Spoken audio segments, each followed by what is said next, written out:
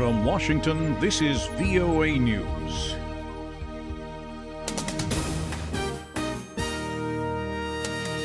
I'm Jonathan Smith reporting. Hundreds of people, including family, friends, and admirers, gathered Wednesday for a memorial service for Heather Heyer, the woman who was killed Saturday when a car was driven into a crowd of protesters in Charlottesville, Virginia. Police allege a suspected neo-Nazi was driving the car. He has been charged with second-degree murder.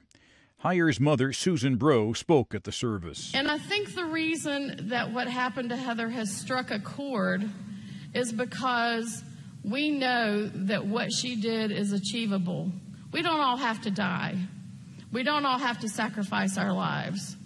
They tried to kill my child to shut her up. Well, guess what? You just magnified her. President Trump continues to face a barrage of criticism for his contention that both white supremacists and counter-protesters were to blame for the deadly violence that erupted last weekend in Charlottesville. On Wednesday, the president announced that he had dissolved two business advisory committees composed of top American corporate executives. But it was only, the announcement was made by him only after at least 7 CEOs announced they were resigning from the councils because of his remarks. Also Wednesday, 2 former U.S. presidents, George H.W. Bush and his son George W. Bush, said in a joint statement, America must always reject racial bigotry, anti-Semitism, and hatred in all forms. They said, as we pray for Charlottesville, we are reminded of the fundamental truths recorded by that city's most prominent citizen in the Declaration of Independence. This is VOA News.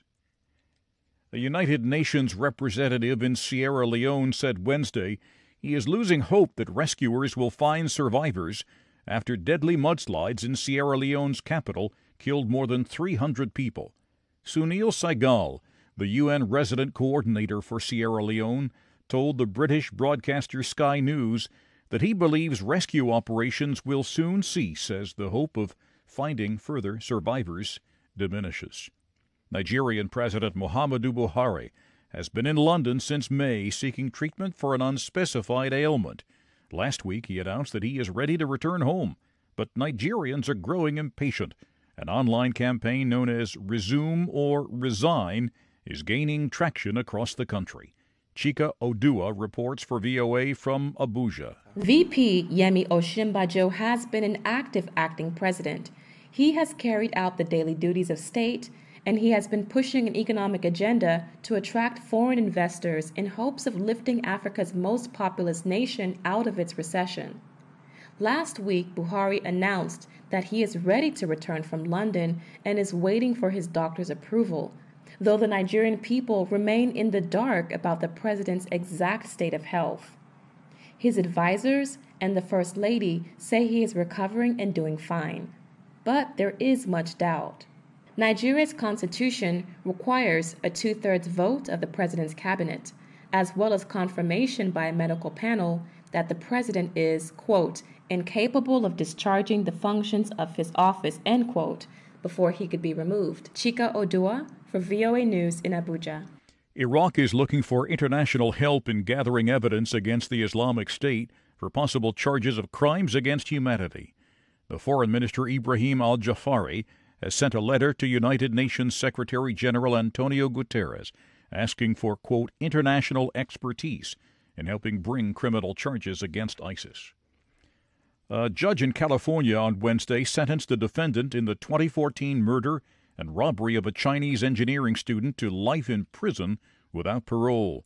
Andrew Garcia was one of 4 people charged with the murder of Xinran Ji, a graduate student at the University of Southern California. Some of Ji's relatives, that is, came from Beijing and tearfully read statements in the courtroom before Garcia was sentenced. You can find more on these and other late-breaking and developing stories from around the world, around the clock at voanews.com. I'm Jonathan Smith, reporting live from Washington. That's the latest world news from VOA.